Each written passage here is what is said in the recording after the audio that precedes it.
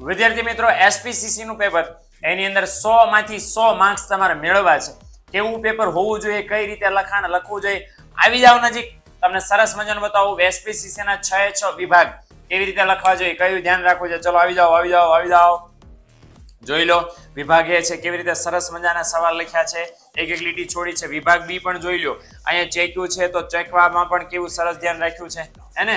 તો આવી રીતે પેપર લખવાનું. વિભાગ સી માં જોઈ લો, 2 માર્ક્સના સવાલો છે, ક્યાં અંડરલાઈન કરી છે, કેવી રીતે સવાલના નંબર લખ્યા છે, આવું બધું ધ્યાન રાખજો. વિભાગ ડી પણ જોઈ લો, કેટલા મુદ્દા દરેક સવાલની અંદર લખ્યા છે અને આ બધાનો આપણે YouTube ની અંદર એક ડિટેલમાં લેક્ચર લાવવાના છીએ.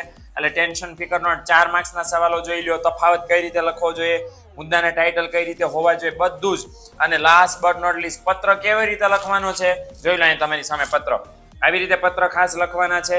આવું લખશો એટલે પરીક્ષામાં એસપીસીસી માં 100 માંથી 100 માર્ક્સ પાક્કા ને પાક્કા છે.